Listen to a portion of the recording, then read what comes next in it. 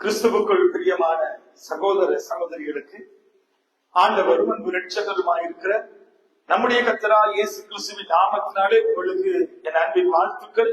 இந்த நாளிலே தேவ சமூகத்தில் அமர்ந்திருக்கிற உங்களுக்கும், நேர் அலைகளிலே இணைந்திருக்கிற பேஸ்புக் யூடியூப்ல இணைந்திருக்கிற உங்கள் ஒவ்வொருவரையும் ஆண்டவராகிய இயேசு கிறிஸ்துவின் நாமத்தினாலே நாங்கள் வாழ்த்தி வரவேற்கிறோம். இந்த நாளிலே கர்த்தருடைய செய்திக்கு ஆதாரமாக நாம் திருப்பிக் கொள்ளுவோம். மீகாவின் புத்தகம் 2வது அதிகாரம் அதனுடைய 13வது வார்த்தையை நாம் வாசிக்க கேட்போம். பழைய ஏற்பாட்டின 1076வது பக்கம், மீகா 2:13. தடைகளை நீக்கி போடுகிறவர் அவர்களுக்கு முன்பாக நடந்து போகிறார். அவர்கள் தடைகளை நீக்கி வாசலால் உட்பிரவேசித்து கடந்து போவார்கள். அவர்கள் ராஜா அவர்களுக்கு முன்பாக போவார். கர்த்தர் அவர்கள் முன்னணியில் நடந்து போவார். அவர்கள் ராஜா அவர்களுக்கு முன்பாக போவார். கர்த்தர் அவர் முன்னிலையிலே நடந்து போவார். இந்த காலையில ஆண்டவருடைய சமூகத்துல நின்று உங்களை நான் பார்த்து சொல்லுகிறேன். தடைகளை நீக்கி போடுகிறவர் உங்களுக்கு முன்பதாய் கடந்து போவார். இந்த நாளில எந்த தடையை நீக்க என்னால முடியாது, என் வாழ்க்கையில ஏதோ ஒரு காரியம் என்னை முன்னேற முடியாதபடிக்கு அல்லது நான் முன்னோக்கி போகக்கூடாதபடிக்கு எனக்கு பலவிதமான தடைகள் உண்டு என்று சொல்லி ஒருவேளை இந்த சத்தத்தை கேட்கிற சகோதரனே சகோதரியே, இப்படிப்பட்ட ஒரு நினைவோடு கூட இந்த வார்த்தையை கேட்கலாம். எந்த தடையையும் நீக்க என் தேவனாலே கூடும். மனிதனாலே செய்யக்கூடாத காரியம் அவராலே செய்ய முடியும். இன்றைக்கு பலவிதமான தடைகளை கண்டு கலங்கி நிற்கிறோம். நம்முடைய வாழ்க்கையில பலவிதமான தடைகள், வியாபாரத்துல தடை, நம்முடைய வாழ்க்கையில குடும்பத்துல பலவிதமான தடைகள், கணவன் மனைவி உறவுக்குள்ள சத்துரு கொண்டு வருகிற பலவிதமான போராட்டங்கள், பிள்ளைகளுடைய வாழ்க்கையில சத்துரு கொண்டு வருகிற போராட்டங்கள், பலவிதமான வியாதி, பலவிதமான நெருக்கங்கள், நிந்தைகள், பலவிதமான கவலைகள், கண்ணீர்கள் நம்மை முன்னோக்கி போகக்கூடாதபடிக்கு பல விதத்துல நமக்கு தடையை கொண்டு வருகிறது. இன்றைக்கு நாம் முகம் கொடுக்கிற பலவிதமான காரியங்கள் உண்டு. இனி இதுல இருந்து என்னால வெளியே வர முடியாது, இப்படிப்பட்ட மனநிலைமையில பலவிதமான சத்துரு கொண்டு வருகிற பலவிதமான தடைகளை கண்டு கலங்கி நிற்கிற உங்களை பார்த்து ஆண்டவராகிய தேவன் சொல்லுகிறார், தடைகளை நீக்கி போடுகிறவர் உங்களுக்கு முன்பதாய் கடந்து போகிறார். வேதம் சொல்லுகிறது, அவர்கள் ராஜா அவர்களுக்கு முன்பதாய் போவார். கர்த்தர் அவர்கள் முன்னிலையிலே நடந்து போவார். இந்த காலையில இந்த சத்தத்தை கேட்கிற சகோதரனே சகோதரிய, எந்த மனிதனாலும் செய்யக்கூடாத காரியத்தை நம் ஆண்டவருக்கு அவர் இலகுவாக அவர் செய்து முடிப்பார். இன்றைக்கு நான் உங்களுக்கு நம்பிக்கை உண்டு பண்ணும்படியாக நானும் நீங்களும் ஆராதிக்கிற தேவன் அவரால் செய்யக்கூடாத காரியம் ஒன்றுமில்லை. அவர் சொல்ல ஆகும், கட்டளையிட நிற்கும் என்று சொல்லி அவரால் செய்யக்கூடாத காரியம் ஒன்றுமில்லை என்பதை இன்றைக்கு நான் காண்பித்துக் கொடுத்து நான் சொல்லிக்க விரும்புகிறேன். நாங்க எந்த மனுஷனாலும் செய்யக்கூடாத ஆச்சரியமான காரியங்களை நான் நீங்கள் நம்புகிற விசுவாசிக்கிற தேவனாலே கூடும் என்பதை நான் உங்களுக்கு காண்பித்துக் கொடுத்து சொல்லிக்க விரும்புகிறேன். நீங்க இன்றைக்கு சொல்லுகிற இந்த காரியம் அல்லது இந்த போராட்டம் அல்லது இந்த சூழ்நிலைமைகள் அல்லது இந்த மனுஷர், இந்த நபர், என் தகப்பன், என் தாய், என் அயல் விட்டார், நான் வேலை செய்யற இடத்துல எனக்கு பல விதத்துல நெருக்கங்களை, என்னை வேதனைப்படுத்துகிற பலர் உண்டு. இவர்களாலே நான் என் வாழ்க்கையில பலவிதமான தடைகளை, பலவிதமான வேதனைக்கு முகம் கொடுக்கிறேன் என்று சொல்லி ஒருவேளை இந்த வார்த்தையை கேட்கிற சகோதரனே சகோதரிய கலங்கி போய் இந்த வார்த்தையை கேட்கலாம். இன்னைக்கு ஆண்டவர் உங்களை பார்த்து சொல்லுகிறார், எந்த மனுஷனாலும் செய்யக்கூடாத காரியத்தை நான் ஆராதிக்கிற தேவனால செய்ய முடியும். அவர் எல்லாவற்றையும் எனக்காக செய்து முடிப்பார் என்கிற நம்பிக்கை, விசுவாசம் உங்களுக்குள்ள இன்றைக்கு காணப்படுமானால் உங்க வாழ்க்கையில ஒரு பெரிய வெற்றி வாழ்க்கையை உங்களால சந்திக்க முடியும். நம்ம வாசிக்க கேட்போம். யாத்திராகமத்தின் புஸ்தகம் 14வது அதிகாரம் அதனுடைய ஒரு சில வசனங்களை நாம் வாசிக்கிறோம். யாத்திராகமம் 14, 16 அந்த வசனங்களை நாம் திருப்பிக் கொள்வோம். வேதத்துல நாம் கவனமாக எடுத்து அதை வாசிக்கும்படியாய் அன்பாய் கேட்கிற யாத்திராகமம் 14:16. நீ உன் கோலை ஓங்கி உன் கைகளை சமுத்திரத்தின் மேல் நீட்டி சமுத்திரத்தை பிளந்து விடு. அப்பொழுது இஸ்ரவேல் புத்திரர் சமுத்திரத்தின் நடுவாக வெட்டாந்தரையிலே நடந்து போவார்கள். இங்க பாருங்க, எந்த மனுஷனால இன்னைக்கு செய்ய முடியாத அற்புதத்தை என் ஆண்டவர் செய்தார் என்பதை இந்த வேத வார்த்தைகள் நமக்கு சான்று கொடுக்கிறது. பாருங்க, இந்த 14வது அதிகாரத்துல 16வது வசனத்தை வாசிக்கிற பொழுது பாருங்க, இஸ்ரவேல் ஜனங்கள் பலவிதமான நெருக்கத்துக்கு முகம் கொடுத்தார்கள். அவர்களை நெருக்குகிற அல்லது அவர்களை வேதனைப்படுத்துகிற எகிப்தின் அடிமைத்தனத்திலிருந்து கர்த்தர் அவர்களை விடுதலையாக்கும்படிக்கு அல்லது அவர்களை கர்த்தர் ரட்சிக்கும்படிக்கு அவர்கள் எல்லா மனிதர்களாலும் வேதனைப்படுத்தப்பட்டதும் அவர்களுடைய எதிர்பார்ப்பு அற்றுப்போன ஒரு அடிமைத்தன வாழ்க்கையில இருந்த இஸ்ரவேல் ஜனங்களை மீட்கும்படியாக கர்த்தராகிய கிறிஸ்து தன்னுடைய மகிமையை அவர்களுக்கு வெளிப்படுத்துகிறதை நாம் கவனித்து பார்க்கலாம். எந்த மனிதனால இன்றைக்கு கடலையே பிளக்க முடியும்? பாருங்க, ஆண்டவர் ஒரு காற்று அனுப்பினாரு, கடல் 2ஆ பிளந்தது. வாசிக்கலாம். அங்கே யாத்திராகமம் 14வது அதிகாரத்துல அங்கே தொடர்ந்து நான் வாசிக்கிற பொழுது 21வது வசனத்தை வாசிக்கலாம். மோசே தன் கைகளை சமுத்திரத்தின் மேல் நீட்டினான். அப்பொழுது கர்த்தர் முழுவதும் பலத்த கீழ்காற்றினால் சமுத்திரத்தை ஒதுங்கும்படி செய்து அதை வறண்டு போக பண்ணினார். ஜலம் பிளந்து போயிற்று. பாருங்க, ஒரு காற்று அனுப்பி ஆண்டவர் என்ன செய்யறாருன்னா ஒரு கடலையே 2ஆ பிளக்கிறாராம். யாத்திராகமம் 14வது அதிகாரம் 21வது வசனத்துல அங்கே பார்க்கிறோம். அங்கே 16ல வாசித்தோம்.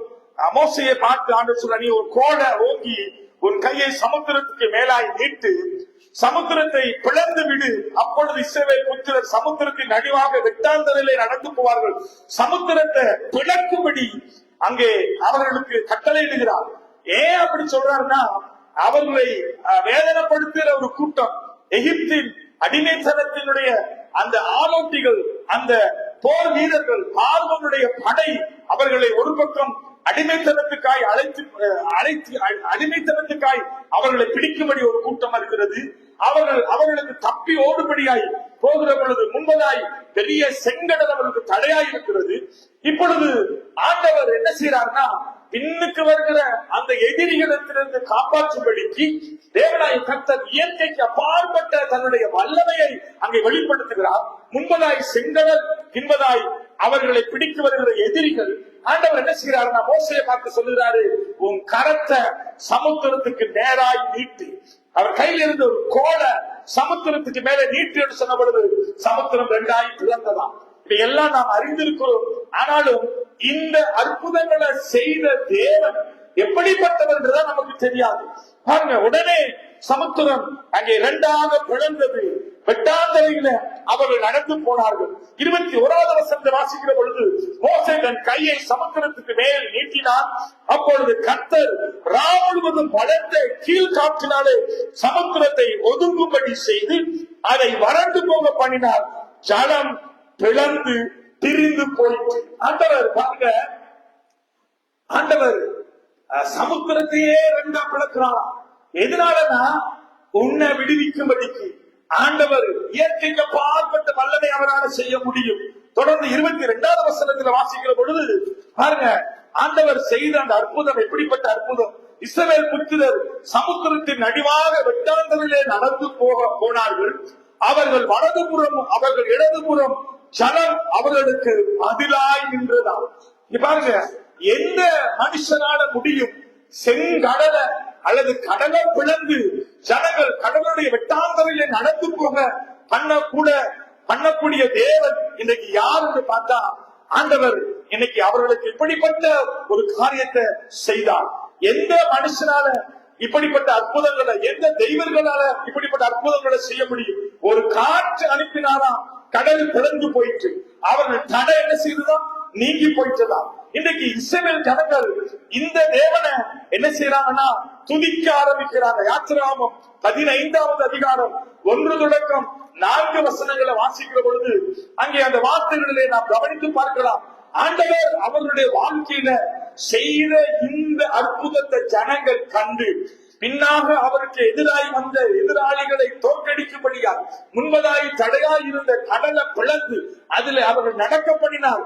அதுல கடல் ரெண்டாய் பிளந்து ஒரு பெரிய காற்று வந்து ரெண்டு பக்கமும் மதிலாய் கடல் தண்ணீர் நிற்கவும் அந்த கடலின் வெட்டாந்தரையில ஜனங்கள் நடந்து போனார்கள்.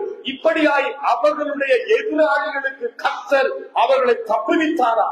என்ன இப்படிப்பட்ட காரியங்கள் நடந்ததோட அந்த ஜனங்கள் என்ன செய்தாங்கன்னா, அப்பொழுது மோசேயும் இஸ்ரவேல் புத்திரரும் கர்த்தரை புகழ்ந்து பாட்டு பாடி கர்த்தரை பாடுவோம், அவர் மகிமையை வெற்றி சிறந்தார், குதிரைகளையும் குதிரை வீரர்களையும் கடலிலே தள்ளினார், கர்த்தர் என் பலனும் என் கீதமுமானவர், அவர் எனக்கு ரட்சிப்புமானவர், அவரே என் தேவன், அவரே என் தகப்பன், அவரே எனக்கு ஒரு வாசஸ்தலத்தை ஆயத்தப்படுத்துவேன் என்றார், அவரே என் தகப்பனுடைய தேவன், அவரை உயர்த்துவோம் என்று சொல்லி கர்த்தர் யுத்தத்திலே வல்லவர், கர்த்தர் என்பது அவருடைய நாமம், பார்வோனின் ரதங்களையும் அவரின் சேனைகளையும் சமுத்திரத்திலே தள்ளிவிட்டார், அவருடைய பிரதான அதிபதிகளை சிறந்த சமுத்திரத்திலே அழிந்து போனார்கள். தொடர்ந்து அந்த வசனங்களை வாசித்து பாருங்க. கர்த்தர் செய்த காரியத்தை குறித்து அவர்கள் கர்த்தரை துதித்து உயர்த்தி மகிமைப்படுத்தினார்கள். இன்றைக்கு நான் உங்களை பார்த்து சொல்லுகிறேன், உங்க வாழ்க்கையில சத்துரு எதிராளிய ஜெயிக்கும்படிக்கு அல்லது உங்க வாழ்க்கையில நீங்க முகம் கொடுக்கிற ஏதோ ஒரு இடம் தெரியாத ஒரு போராட்டத்தில இருந்து உங்களை ஆண்டவர் வெற்றி சிறக்க பண்ணும்படிக்கு அல்லது உங்களுக்கு முன்பதாக இருக்கிற தடைய நீக்கி போடும்படிக்கு அவர் போதுமானவராய் இருக்கிறார். அதனாலே இந்த காலையில ஆண்டவருடைய சமூகத்தில் நின்று நான் உங்களை பார்த்து சொல்ல விரும்புகிறேன், நம்முடைய வாழ்க்கையில எந்த தடையையும் தேவன் நமக்கு முன்பதாய் சொல்லுவாரானால் அது தகர்ந்து போகும், அது உடைக்கப்படும். ஆகையினாலே உனக்கு முன்பதாய் ஒருவர் நடந்து போகிறார் என்பதை நாம் இன்றைக்கு அறிந்து கொள்ள வேண்டும். இன்றைக்கு இருக்கிற தடையை கண்டு கலங்காத, இந்த வார்த்தைகளில நீ கொஞ்சம் பிடித்து விசுவாசித்து அவர்களை ஜெயிக்க இன்றைக்கு இந்த வார்த்தைகள் உங்களை பலப்படுத்து. மீகா 2வது அதிகாரம் அவருடைய 13வது வசனத்துல நாம் வாசிக்கும் பொழுது, ராஜா அவர்கள் முன்பே கடந்து போகிறார். பாருங்க, என் ராஜா எனக்கு முன்பாக போகிறார். இப்படி ஒரு தடை இருக்கின்றத இதற்காக நாம் யார் யாரெல்லாம் சந்திக்க போறோம், யார் யாரிடத்தெல்லாம் போய் ஆலோசனை கேட்கிறோம். ஆனா உங்களுக்கு தெரியுமா, உங்களுக்கு முன்பதாய் ஒரு ராஜாதி ராஜா, சகலதையும் செய்ய வல்லமை உள்ள தேவன், செங்கடலை பிடந்து எதிரிகளை அதுல ஜெயிக்க தப்பு நீக்க பண்ணுகிற ஒரு ஆண்டவர் உனக்கு முன்பதாய் போகிறார். இன்றைக்கு இருக்கிற தடையை கண்டு கலங்காத, உன் வாழ்க்கையில் இருக்கிற சூழ்நிலைகளை கண்டு கலங்காத, உன் வாழ்க்கையில வருகிற பிரச்சனைகளை கண்டு கலங்காத, ஆண்டவர் மேல நம்பிக்கையாரு, அவர்ல சார்ந்து கர்த்தர் உன் தடையை விடையாய் மாற்றுவார், உன் கண்ணீரை துடைப்பார், நீ எதிர்பார்த்திருக்கிற காரியத்தில் ஒரு அற்புதத்தை கர்த்தர் செய்வார். இந்த வார்த்தைகளை கேட்கிற மகளே மகனே, ஆண்டவராகிய தேவனாய கர்த்தர் ஒரு ராஜாவாக உனக்கு முன்பதாய் போகிறார். இப்படி ஒரு தடை இருக்கிறது என்று சொல்லி இதெல்லாம் பார்த்து கவலைப்பட்டு கலங்குகிறாயா? வாசிக்கலாம். மீகா எழுதின புத்தகம், மீகாவின் புத்தகம் 4வது அதிகாரம் அதனுடைய 9வது வசனத்தை நாம் வாசிப்போம். 4:9. இப்பொழுதும் நீ சத்தமிட்டு கதறுவானே, ராஜாவானவர் உன்னிடத்தில் இல்லையோ? ஏன் நீ சத்தமிட்டு கதறுகிறாய், அழுகிறாய்? ராஜாவானவர் உன்னிடத்தில் இல்லையோ? உன் ஆலோசனைக்காரர் அழிந்து போனார்களோ? நீ ஆலோசனை இதுவரைக்கும் ஆலோசனை கேட்ட மனிதர்கள், நீ ஓடி ஓடி போய் அவரிடத்துல உன் குறைய உன் பிரச்சனைய சொல்லி நீ ஆலோசனை கேட்ட மனிதர்கள் அழிந்து போனார்களோ? பிரசவிக்கிற ஸ்திரீக்கு ஒத்த வேதனை உனக்கு உண்டாகும். பாருங்க, ஆண்டவர் சொல்லுகிறாரு, ஏன் அழுகிறாய்? ராஜா இல்லையோ? எந்த ராஜா இல்லாம நீ அழுதுகிட்டு இருக்கிற?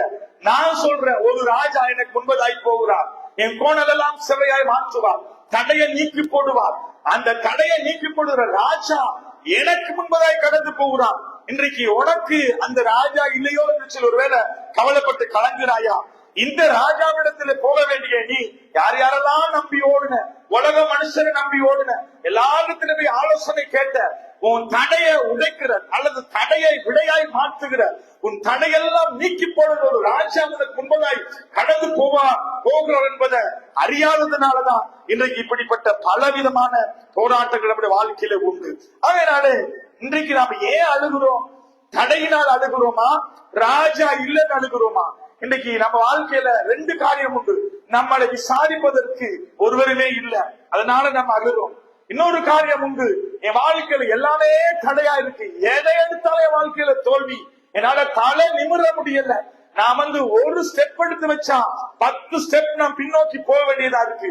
என் வாழ்க்கையில எல்லாமே எனக்கு வேதனையும் கண்ணீருமா இருக்குன்னு சொல்லி இன்னைக்கு அழுகிற உங்களை பார்த்து நான் சொல்லுகிறேன், ஆண்டவராய் இயேசு கிறிஸ்து ராஜாவாக உனக்கு முன்பதாய் கடந்து போவார். உன் தடையை உடைப்பார், உன் கண்ணீரை துடைப்பார், உனக்கு தடையா இருக்கிற எல்லா தடைகளை நீக்கி போடுவார்.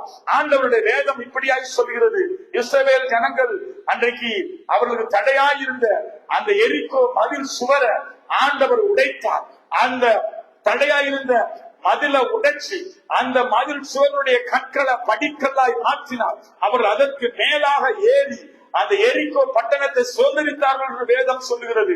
ஆகையினாலே அந்த எரிகோ பட்டணத்துடைய அகலம், அதனுடைய சைஸ் எல்லாமே வேதம் நமக்கு விவரிச்சு சொல்லுகிறது. அதற்கு மேலாக எகிப்தியருடைய ரதங்களை அந்த மதில் சுவர்ல ஓடுவாங்களாம். அப்படிப்பட்ட பெரிய பிரம்மாண்டமான அகலமான உயரமான ஒரு மனுஷனாலும் தாண்டக்கூடாத அப்படிப்பட்ட ஒரு பெரிய மதில் சுவர அவர்கள் என்ன செஞ்சாங்கன்னா, அந்த எரிகோ பட்டணத்தை சுத்தி சுத்தி அவர்கள் தேவனை துதிக்க ஆரம்பிச்சாங்க. அந்த பட்டணம் இடிந்து விழுந்தது, அந்த பட்டணத்தை அவர்கள் சுதந்திரித்தார்களாம். இன்றைக்கு உங்க வாழ்க்கையில நீங்க சொல்லலாம், ஐயோ இது என்னால கடக்க முடியாத ஒரு பாதை, இதுல என்னால ஜெயிக்க முடியாத ஒரு பாதை, இந்த பாதையில என்னால எந்த விதமான வெற்றி என்னால பார்க்க முடியாது, என் வாழ்க்கையில எல்லாமே தோல்வியும் கண்ணீருமா இருக்கிறது, இந்த தடையிலிருந்து என்னை யார் காப்பாற்றுவார் சொல்லி ஒருவேளை கண்ணீரோடு தேவ சமூகத்துல நின்று கொண்டிருக்கிற உங்களை பார்த்து நான் சொல்லுகிறேன், நீங்க எதை துவங்கினாலும் உங்க வாழ்க்கையில அது தோல்வியா இருக்கிறதா? எல்லாவற்றிலையும் நீங்க இன்னைக்கு கவலைப்பட்டு கலங்கி இருக்கிறீங்களா? எல்லாவற்றிலையும் நீங்க யார் எனக்கு உதவி செய்வார் என்கிற அப்படிப்பட்ட ஏக்கத்தோட நிற்கிறீங்களா? இன்றைக்கு நான் உங்களை பார்த்து சொல்லுகிறேன், ஆண்டவராய் இயேசு கிறிஸ்து உங்க வாழ்க்கையில இருக்கிற தடைய உடைப்பார். கடலையே பிளக்கக்கூடிய தேவன் உங்க வாழ்க்கையில் இருக்கிற தடை எதுவாக இருந்தாலும் அதை நீக்கி போடுவார். எரிகோ போன்ற தடைகளை தளர பண்ணுவார். தளர்ந்து போன கைகளை தேவன் திடப்படுத்துவார். இன்னைக்கு ஏன் நம்ம வாழ்க்கையில தடையை கண்டு நம்ம அழுதுகிட்டு இருக்கிறோம்னா, நம்மோட யாரு இருக்கிறார் என்றுதான் நமக்கு தெரியாது. நம்ம வாசிக்கலாம், லூக்கா எழுதின சுவிசேஷம் அதனுடைய 8வது அதிகாரம் 22 தொடக்கம் 25 வசனங்களை நாம் கவனமாய் வாசிப்போம். வேதத்துல அநேக நேரங்களில் நாம வாசித்த வேத பகுதி தான் லூக்கா எழுதின சுவிசேஷம் 8வது அதிகாரம் அதனுடைய 22 தொடக்கம் 25 வசனங்களை நாம் கவனமாய் மெதுவாய் நாம் வாசிக்க கேட்போம். பின்பு ஒரு நாள் அவர் தமது சீஷரோடு படகில் ஏறி கடலின் அக்கறைக்கு போவோம் வாருங்கள் என்றார். பாருங்க, இயேசு கிறிஸ்து ஒரு நாள் தமது சீஷரோடு கூட படகுல ஏறி கடலின் அக்கறைக்கு போவோம் வாருங்கள் என்றார். அப்படியே புறப்பட்டு போனார்கள். வாசிக்கலாம் தொடர்ந்து. படகு ஓடுகையில் அவர் நித்திரையாயிருந்தார். அப்பொழுது கடலிலே சுழல் காற்று உண்டானதால், கடலில ஒரு பெரிய சுழல் காற்று உண்டானதால் அவர்கள் மோசமடைந்ததாய் படகு ஜலத்தில் நிறைந்தது. இயேசு கிறிஸ்து என்ன செய்யறாருன்னா, தன்னுடைய சீஷர்களை வாங்க அக்கறைக்கு போவோம் என்று சொல்லி அவர்களை படகுல கூட்டிக்கிட்டு போறாரு. படகு அப்படியே ஓடிக்கிட்டு இருக்கும் பொழுது இயேசு கிறிஸ்து படகுல கொஞ்சம் நித்திரையா இருந்தாராம். ஆனா பெரிய சுழல் காற்று வந்து படகு ஜலத்தினாலே அமிழ்ந்து அப்படியே ஜலத்தினாலே நிரம்பி அது அமுழ போகிற ஒரு சந்தர்ப்பம் அங்கு ஏற்பட்டது. 24வது வசனம், அவர்கள் அவரிடத்திலே வந்து ஐயரே மடிந்து போகிறோம் என்று அவரை எழுப்பினார்கள். அவர் எழுந்து காற்றையும் ஜலத்தின் கொந்தளிப்பையும் அதட்டினார். உடனே அவைகள் நின்று போய் அமைதலாயிற்று. பாருங்க, ஆண்டவராய் இயேசு கிறிஸ்துவோட பிரயாணப்பட்டு போன இந்த சீஷர்கள் என்ன செய்யறாங்கன்னா, ஆண்டவர் சொல்றாரு வாங்க அக்கறைக்கு போவோம் என்று சொல்லி ஆண்டவர் அவர்களை கூட்டிட்டு போறாரு. படகுல ஏறி பிரயாணப்பட்டு கொண்டு போகும் பொழுது ஆண்டவர் அங்கே படகுலே நித்திரையா இருந்த பொழுது காற்று வந்தது, சுழல் காற்று வந்தது. இந்த படகுல இருந்த சீஷர்கள் 2 காரியத்தை மறந்தார்கள். ஒன்று என்னன்னா, ஆண்டவரோடு அவங்க போலாம் என்றதை மறந்துட்டாங்க. இரண்டாவது என்னன்னா, ஆண்டவர் சொல்றாரு அக்கறைக்கு போவோம் மாறுங்கள் என்று சொன்னாரு. என்னவா? அக்கறைக்கு போவோம் மாறுங்கள்னா, இயேசு கிறிஸ்துவோட நீங்க பிரயாணப்பட்டு போகிற பொழுது எப்பேற்பட்ட போராட்டங்கள், காற்று, சுழல் காற்று, கொந்தளிப்பு, பலவிதமான பாடுகள், நெருக்கங்கள் வந்தாலும் நீங்க அறிந்திருக்க வேண்டும், என்னோட யார் இருக்கிறது? கர்த்தராகிய இயேசு கிறிஸ்து என்னோட இருக்கும் பொழுது எனக்கு விரோதமாய் எழும்புகிற எந்த ஆயுதமும், சத்துரு கொண்டு வருகிற எந்த சூழ்ச்சியும், எந்த திட்டமும் என்ன செய்யாது, வாய்க்காதே போகும் என்றதை நம்பணும். சீசர்கள் 2 காரியத்தை விட்டாங்க. என்னன்னா, அவனிடத்துல 2 காரியத்தை அவங்க நம்பாம போனாங்க. முதல் காரியம் என்னன்னா, இயேசு சொல்லிட்டாரு அக்கறைக்கு போவோம்னு சொல்லிட்டாரு. அவர் சொன்னா நடுவுல சாகுவோமா, நடுவுல நம்ம மறிச்சு போவோமா? ஆண்டவர் சொன்னாரு அக்கறைக்கு போவோம்னா அவர் சொன்னதுதான். என்ன செய்வாரு?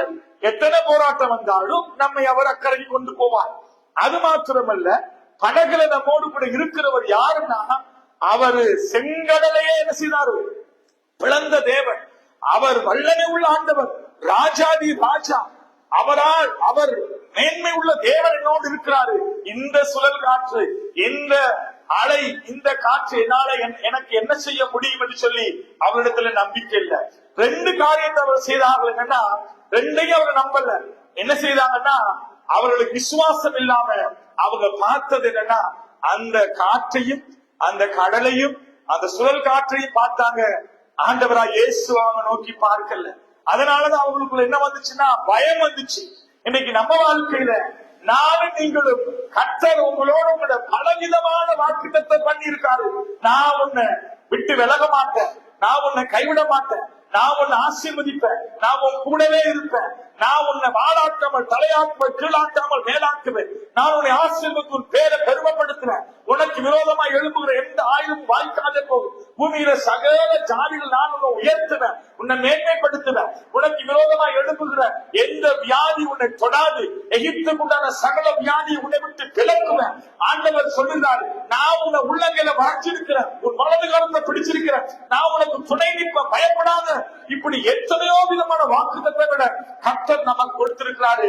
நம்ம எல்லாத்தையும் மறந்துட்டு என்ன செய்யறோம்னா, ஆண்டவர் கொடுத்த வாக்குத்தத்தத்தை எல்லாம் மறந்துட்டு பிரச்சனையோட நம்ம போராடிக்கிட்டு இருக்கிறோம். இன்னைக்கு இந்த சீசர்கள் ஆண்டவர் சொல்லிட்டாரு அக்கறைக்கு போவது சொல்லிட்டாரு.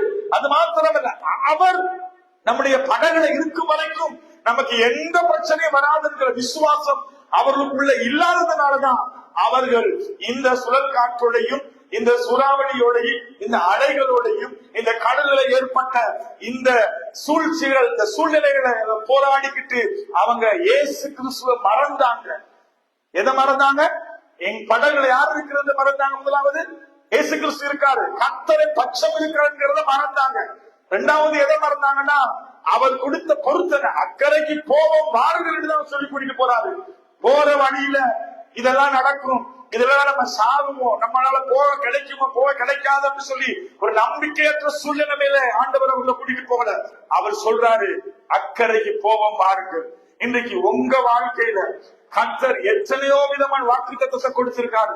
வாக்குத்தத்தம் பண்ணினவர் உண்மை உள்ளவர், அவர் மாறாதவர். வேதம் சொல்லுகிறது அவர் சொன்னதை நிறைவேற்றுகிறவர், அவர் சொன்னதை செய்கிறவர். அவர் செய்யாததை சொல்லவும் மாட்டாரு, சொல்லாததை செய்யவும் மாட்டாரு. அவர் எல்லாவற்றையும் அதன் காலத்துல நேர்த்தியா செய்து முடிக்கிறாண்டவர். அவர் சொல்றாரு அக்கறைக்கு போவோம் வாருங்கள், நான் உங்களோடு கூட இருக்கிறேன்.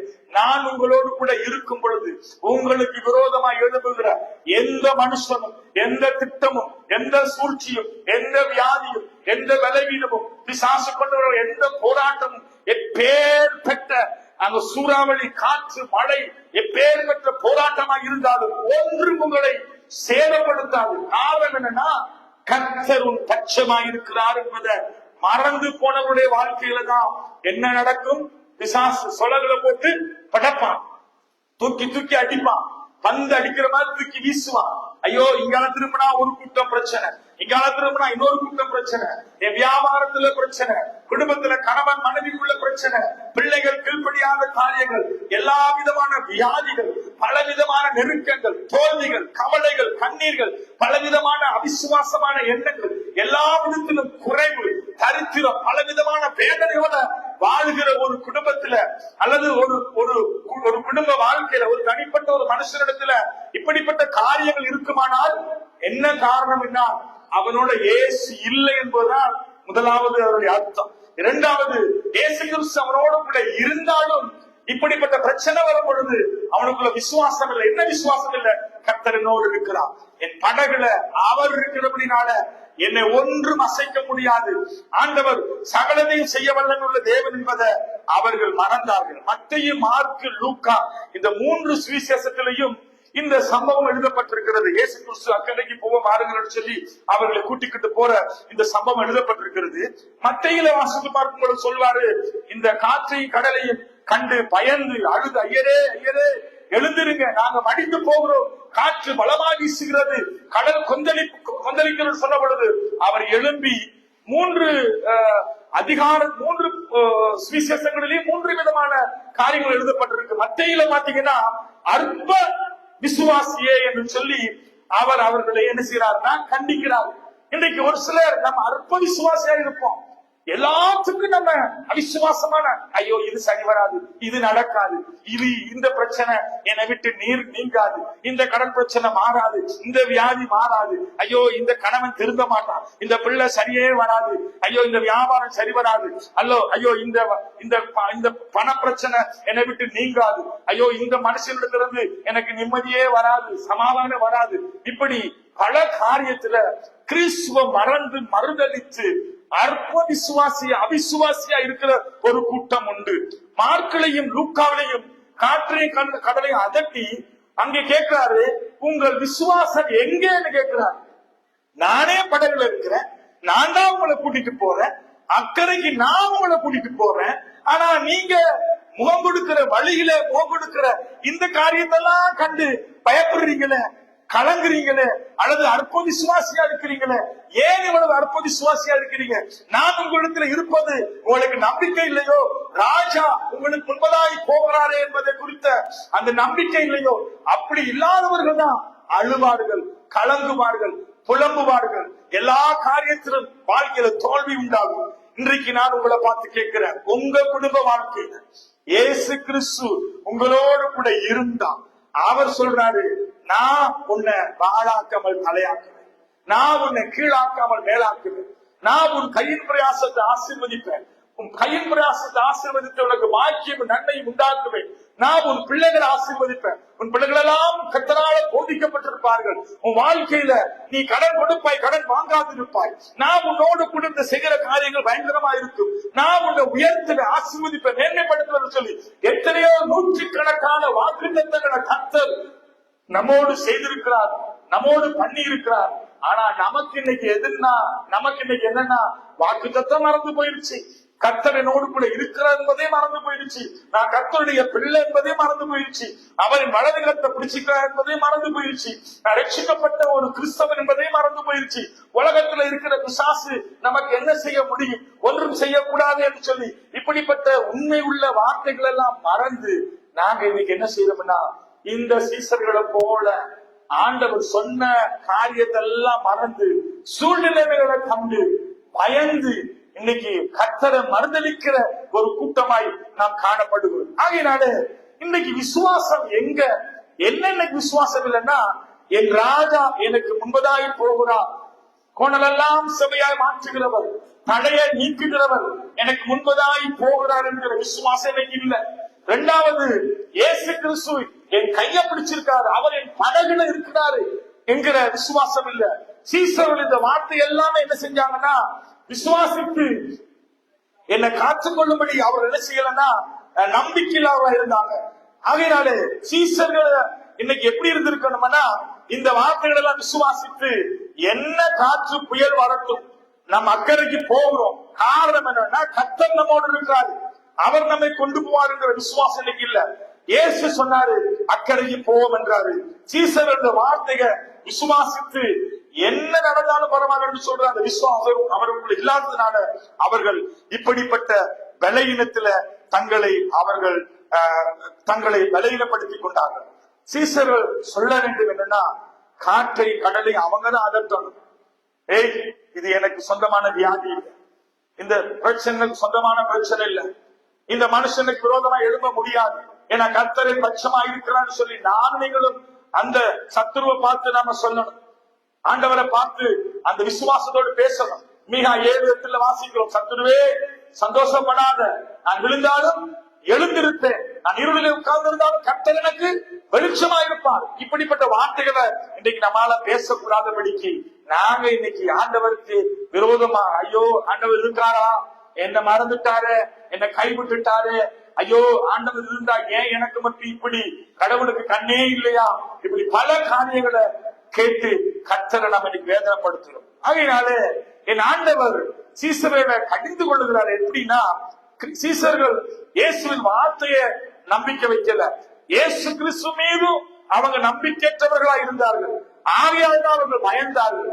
இன்றைய சூழ்நிலையை பார்த்து பயப்படுறியா? ஒரு சூழ்நிலை எல்லாமே ஏதோ ஒரு நெருக்கமான பயங்கரமான சூழ்நிலையா காணப்படுகிறதா? இந்த சூழ்நிலையில ஆண்டவர் என்ன மறந்தாரு, என்னை கைவிட்டாரு, அல்லது ஆண்டவர் என்னோடு இல்லை என்கிற இப்படிப்பட்ட உணர்வோடு கூட இன்னைக்கு நிற்கிறாயா? ஆண்டவரா இயேசு கிறிஸ்து உன்னை பார்த்து சொல்லுகிற ஒரு காரியம் என்னவென்றால் வாசிக்கலாம். ஏசாயா தீர்க்கதரிசி புத்தகம் 45வது அதிகாரம் அதனுடைய 2வது வசனத்தை வாசிக்கிறோம். ஏசாயா 45:2. நான் உனக்கு முன்னே போய் கோணலானவைகளை செவ்வையாக்குவேன். இன்றைக்கு ஆண்டவர் சொல்றாரு, நான் உனக்கு முன்னே போய் உன் வாழ்க்கையில் இருக்கிற கோணல், குடும்பத்தில் இருக்கிற கோணல், ஒரு கணவனுடைய வாழ்க்கையில் இருக்கிற கோணல்கள், எல்லா அடிமைத்தனத்தை எல்லாவற்றையும் நான் செவ்வையாய் மாற்றுவேன். பிள்ளை இன்னைக்கு வழி விலகி போயிடுச்சா, தாய் வழி விலகி போயிடுச்சா, தகப்பன் வழி விலகி போயிட்டாரா, எல்லாமே கோணலா இருக்கா, எல்லாமே நேர்த்தி இல்லாத ஒரு வாழ்க்கையா? ஆண்டவர் சொல்றாரு, நான் உனக்கு முன்னே போய் உன்னுடைய கோணல் எல்லாம் நான் செவ்வையாய் மாற்றுவேன். இன்றைக்கு இருக்கிற சூழ்நிலைகள் மாற வேண்டுமா? உன் கோணல் எல்லாம் மாறணுமா? இன்னைக்கு நானும் நீங்களும் இன்னைக்கு என்ன செய்ய வேண்டும்? 2 காரியங்கள். உனக்கு முன்னே ராஜா, உனக்கு முன்னே அவரை போக விடு சொல்றாரு. நான் உனக்கு முன்னே போய் உன் கோணல் எல்லாம் மாற்றுவனா? இன்னைக்கு உன் கோணல் மாறணுமா? உன் வியாதி மாறணுமா? உன் பலவீனம் நீங்கணுமா? உன் பயம் நீங்கணுமா? இன்னைக்கு நீ இழந்து இருக்கிற சமாதானத்தை பெற்றுக் கொள்ளணுமா? உன் வாழ்க்கையில நிம்மதி வேணுமா? உன் வாழ்க்கையில ஆசீர்வாதம் வேணுமா? முதலாவது நாம் செய்ய வேண்டியது, ஆண்டவரா இயேசு கிறிஸ்துவ நமக்கு முன்னே போக விடணுமா? அவரோடு கூட படகுல இருக்கிறார். எனக்கு வாழ்க்கை துணையாய், என் பிள்ளைகளுக்கு, என் குடும்பத்துக்கு, என் காரியங்களில் எல்லாவற்றிலையும் கர்த்தனோடு கூட இருக்கிறார். அவரை பட்சமா இருக்கிறதுனால நான் அசைக்கப்படுவதில்லை என்று சொல்லுகிற நம்பிக்கை, விசுவாசமும் இன்றைக்கு நமக்கு வேண்டும். 3வது, அவர்தான் அக்கறைக்கு உன்னோட வருகிறார். உன்னுடைய வாழ்க்கை முழுவதும் அவர் உன்னோட இருக்கிறார். அவர் உன்னை நடத்துகிறார். அவர் தான் உன்னை பேர் சொல்லி அழைச்சிருக்காரு. அவர் தான் உனக்கு ஒரு தரிசனத்தை வச்சிருக்காரு. அவர் உன்னை அழைத்தது, தெரிந்து கொண்டது ஒரு நோக்கத்தோட, ஒரு திட்டத்தோட. அந்த திட்டத்தோட கர்த்தர் உன்னை நடத்துகிறார் என்கிறத நானும் நீங்களும் மறந்து போகக்கூடாது. அதனாலே மீகா 4வது அதிகாரம் அவருடைய 9வது வசனத்தின்படி, ஏன் அழுகிறாய், ஏன் அழுகிறாய்? ராஜா உன்னோட கூட இல்லையோ? ஒருவேளை ஆண்டவர் உன்னோட இல்லாட்டி நீ அழுதுகிட்டு தான் இருப்ப. உன் வாழ்க்கையில வேதனை தான் இருக்கு. மீகா 4:9 விஷயம் நாங்க வாசிக்க கேட்போம். மீகா 4வது அதிகாரம் அதனுடைய 9வது வசனம், அங்கே அழகா இந்த வார்த்தைகள் நமக்கு சொல்கிறது. இன்றைக்கு ஏன் நம்முடைய வாழ்க்கையில இத்தனை குழப்பம், இத்தனை குறைவு, இத்தனை வேதனை, இத்தனை போராட்டங்கள், அத்தனையிலையும் இருந்து நான் வெளியே வருவதற்கு காரணம், இன்னைக்கு ஒரே ஒரு காரணம் உண்டு. வாசிக்கலாம். மீகா 4:9 படி வாசிக்கலாம். இப்பொழுதும் நீ சத்தமிட்டு கதறுவானேன், இப்பொழுதும் நீ சத்தமிட்டு கதறுவானேன். ஏன் அழுகிறாய்? ஏன் சத்தமிட்டு அழுகிறாய்? ஏன் வாழ்க்கை முழுக்க புலம்பலாய் காணப்படுகிறது? குறைவு, வேதனை, கேள்விக்குறியா இருக்கிறது. ஒன்றுமே எனக்கு சாதகமா இல்லையே, எல்லாமே எனக்கு தோல்வியா இருக்கிறது என்று சொல்லி ஏன் இதுவரைக்கும் அழுகிறாய்? ராஜாவானவர் உன்னிடத்தில் இல்லையோ? ராஜாவானவர் உன்னிடத்தில் இல்லையோ? உன் ஆலோசனைக்காரர் அழிந்து போனார்களோ? இதுவரைக்கும் நீ போய் ஆலோசனை கேட்ட, நம்பி ஓடுன மனுஷனை நம்பி ஓடுன, ஐயோ ஆண்டவரை மறந்து சுயத்துல மாமிசத்துல எல்லா முடிவுகளையும் எடுத்த நீ நம்பி போய் நின்ற துன்மார்க்கனுடைய ஆலோசனையை கேட்ட பாவியுடைய வழியில் நின்ற பரியாசங்கள் உட்கார்ந்த நீ எல்லாமே தேவனை விட்டு விலகி நீ செய்த காரியங்கள் அனைத்தையும் ஆண்டவராய் இயேசு கிறிஸ்து அறிந்திருக்கிறார். ஆண்டவர் சொல்றாரு, நீ ஏன் அழுகிற? ராஜா இல்லையோ? ஆண்டவராய் இயேசு கிறிஸ்து இன்னைக்கு உங்களை பார்த்து சொல்றாருன்னா, அந்த ராஜா உன்னோடு கூட இல்லையோ? வேதம் சொல்லுகிறது, நான் உனக்கு முன்பதாய் போய் கொணலெல்லாம் மாற்றுகிற ஒரு ராஜா, அவரை நோக்கி நாம் கூப்பிட வேண்டும். இன்னைக்கு அந்த ராஜா அவரோட நாம இல்லாவிட்டால், அல்லது அவரோட உறவு நமக்கு இல்லாவிட்டால், அவருடைய சத்தத்தை கேட்டு அவருடைய வார்த்தையின்படி நம்ம வாழாவிட்டால், அல்லது அவரை நாம நம்பாவிட்டால், அல்லது அவரோட நமக்கு உறவு இல்லாவிட்டால் அழுதுகிட்டு தான் இருக்கணும்.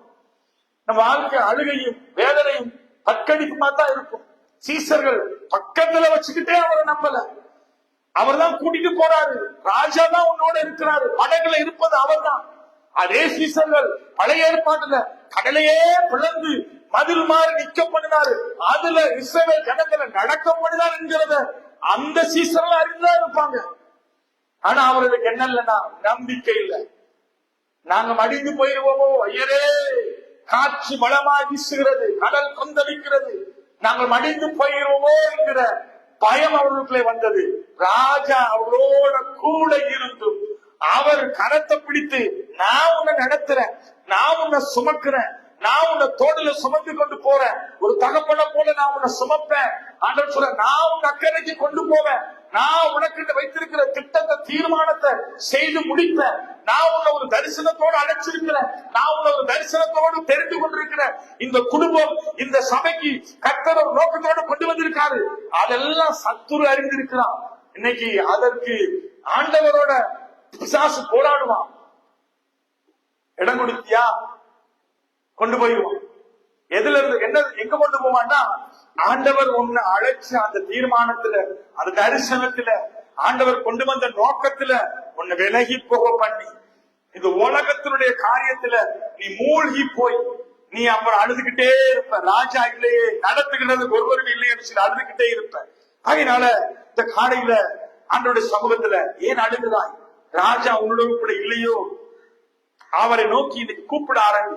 ஒருவேளை அவரை விட்டு தூரமாய் போனாயோ, மனம் திரும்பு, அவரை நோக்கி பார்.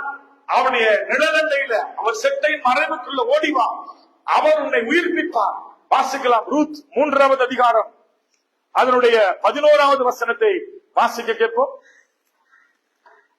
ரூத் 3:11. இப்பொழுதும் மகளே நீ பயப்படாத. ஆண்டவர் யாரோட பேசிக்கிட்டு இருக்காரு? மகளே இப்பொழுது பயப்படாத, உனக்கு வேண்டியபடி எல்லாம் செய்வேன். நீ குணசாலி என்பதை என் ஜனமாகிய ஊரெல்லாம் அறிவார்களாம். அந்த வசனத்தை கொஞ்சம் நிறுத்தி அழகா நான் வாசிப்போம் பாருங்க. ஆண்டவர் சொல்றாரு, இன்னைக்கு ஆண்டவர் பேசுறாரு, இப்பொழுதும் மகளே நீ ஆண்டவருக்குள்ள உன்னை ஒப்பு கொடுப்பாயானால், அவர் செட்டையின் மறைவுக்குள்ள நீ வருவாயானால். ரூத் 337வது பக்கம். இந்த வசனத்தை கொஞ்சம் நம்ம தியானிச்சு வேகமா ஜெபிக்க போறோம். அந்த வசனங்கள்ல நான் வாசிக்கிற பொழுது, ரூத் 3வது அதிகாரம் அதனுடைய 11வது வசனம். இப்பொழுதும் மகளே நீ பயப்படாத. இந்த வசனத்தை கேட்கிற மகளே, ஏதோ ஒரு காரியத்தை குறித்து பயந்து போய் கலங்கி போய் நிற்கிறாயா? ஆண்டவர் உன்னோட பேசுகிறார். பயப்படாத, பயப்படாத, உனக்கு வேண்டியதெல்லாம் செய்வேன் என்ற ஆண்டவர் சொல்றார். இந்த வசனத்தை கேட்கிற உங்களோட ஆண்டவர் பேசுகிறார். உனக்கு வேண்டியதெல்லாம் என்ன? உன் மன விருப்பம் என்ன? உன் எதிர்பார்ப்பு என்ன? உன் தேவை என்ன? உன் குறைவு என்ன? உன் அங்கலாய்ப்பு என்ன? உன் இருதயத்தின் பாரம் என்ன? எதை குறிச்சு கவலைப்பட்டு கலங்கி நிற்கிற? ஆண்டவர் சொல்லுறாரு, உனக்கு வேண்டியதெல்லாம் செய்வேன். வாக்குத்தத்தம் பண்றாரு. இந்த வசனத்தை பிடிச்சு கொள்ளு. ஆண்டவரை பார்த்து சொல்லு, ஆண்டவரே நீங்க சொன்னீங்க எனக்கு வேண்டியதெல்லாம் செய்வேன் என்று சொன்னீங்க, செய்யுங்க ஆண்டவரே என்று சொல்லு. இந்த தேவன் தான் சொன்னாரு, நான் உங்களை அக்கறைக்கு கூட்டிட்டு போவேன்னு சொன்னாரு. இந்த தேவன் இன்னைக்கு சொல்றாரு, உனக்கு வேண்டியதெல்லாம் செய்வேன். நீ குணசாலி என்பதை என் ஜனமாகிய ஊரெல்லாம் அறிவார்கள். உன் குடும்பம் இன்னைக்கு ஒருவேளை உன்னை தூக்கி வீசி இருக்கலாம், ஒரு குடும்பம் உன்னை கைவிட்டு இருக்கலாம், உன்னை தூக்கி வீசப்பட்ட சூழ்நிலையில இருக்கலாம்.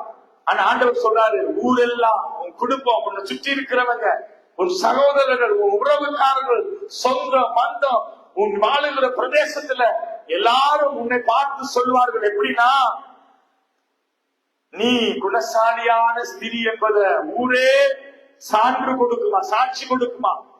ஆகையினால கர்த்தருடைய ஆண்டவர், கர்த்தருடைய வேதம் உங்களுக்கு இன்னைக்கு சான்று கொடுக்குது. என்னன்னா, இதெல்லாம் நான் உனக்கு செய்வேன். அவர் உன்னோடு கூட இருந்து ஆண்டவர் உனக்கு செய்வார். ஆண்டவர், பயப்படாத மகளே, பயப்படாத, நான் உனக்கு எல்லாவற்றையும் செய்வேன்.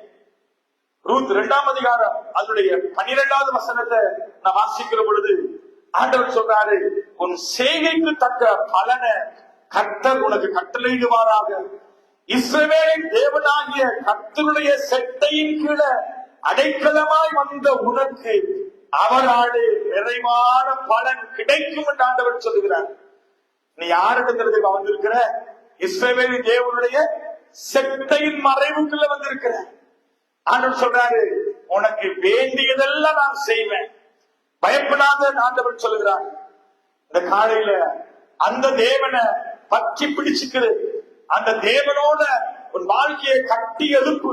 கர்த்தர் உன்னை உயர்த்தி உன்னை மேன்மைப்படுத்துவார்.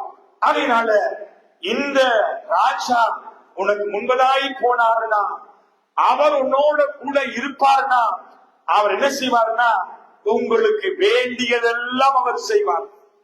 அவர் இல்லையா, நீ அழுதுகிட்டே இருப்ப, உன்னுடைய எந்த வேண்டுதலும் நிறைவேறாது. வாழ்நாள் முழுக்க வேதனையும் கண்ணீரும் துக்கமாயிருக்கும்.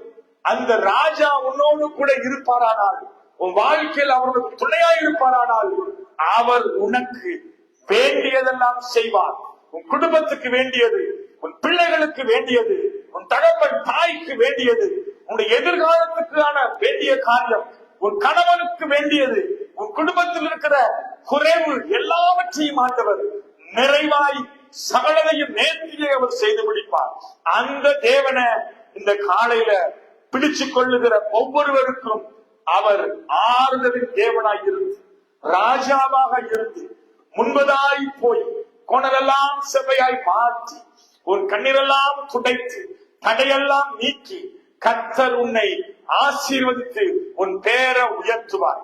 ஆகையினால இந்த தேவனுடைய சட்டை மறைவுக்குள்ள வந்து அவரிடத்தில் அடைக்கலமாய் வருகிறவர்களுக்கு ஆரோக்கியமும் சுகமும் சமாதானமும் மனமகிழ்ச்சியும் மகிமையும் ஐஸ்வர்யமும் கனமும் மேன்மையும் நிறைவான பலன கர்த்தர் தந்து உன்னை ஆசீர்வதித்து உன்னை உயர்த்துவார். இந்த வசனத்தை யூடியூப்ல, பேஸ்புக்ல, எங்கோ வீடுகள்ல இருந்து இந்த சத்தத்தை கேட்கிற மகனே மகனே, ஆண்டவர் இன்றைக்கு உன்னோட கூட பொருத்தனை பண்றார், வாக்குத்தத்தம் பண்றாரு.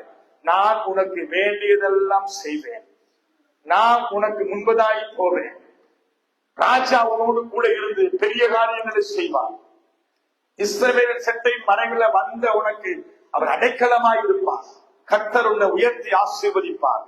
பிடித்துக்கொள், கர்த்தரிலே சார்ந்திரு, அவர் உன்னை உயர்த்தி ஆசீர்வதிப்பார். God bless you.